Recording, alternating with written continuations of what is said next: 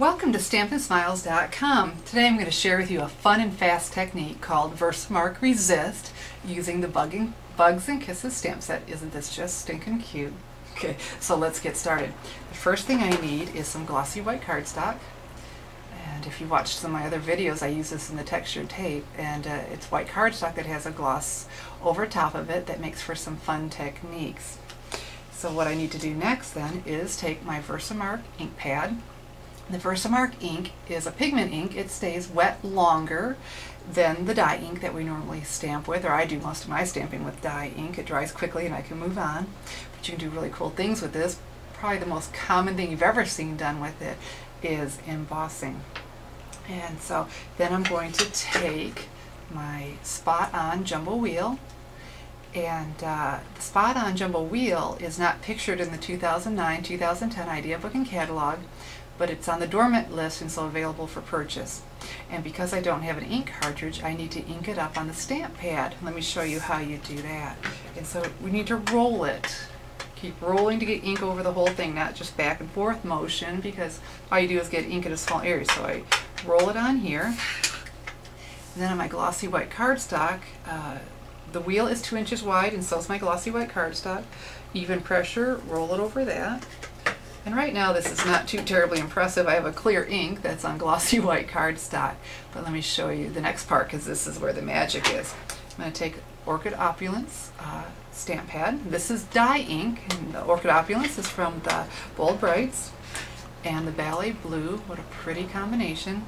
Again, classic ink, and it's from the Rich Regals. And so then I need to load my sponge up, and I'm going to rub it on my pad. And then I'm going to rub into the cardstock. And I don't want to sponge by just sponge. I want to really rub and burnish this in. And the deeper the color gets, the more the white stands out of the dots. Isn't that cool? And so then I want to add some more color. And what's happening here as we're rubbing in, the VersaMark ink, the pigment ink, is resisting the dye ink. It just won't let that get onto the cardstock, and so that's how we have these white circles in the background. So we're just going to fill this in. Look how quick and easy that is.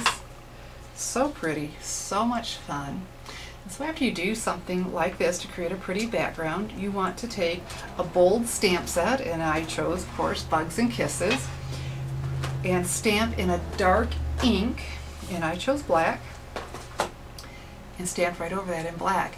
Now on the glossy white, you know, the black ink, it's going to take a little bit longer to dry, you know, not terribly long, but give it a little bit of time so you don't smear it.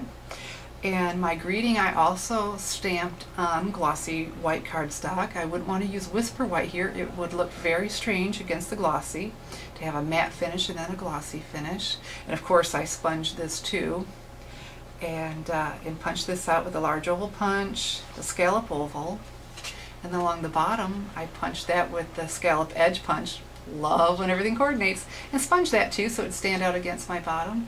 So look at that, a fast and easy card.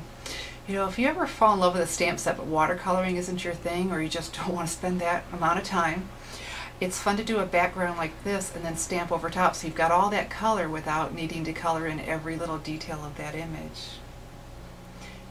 Thanks for watching.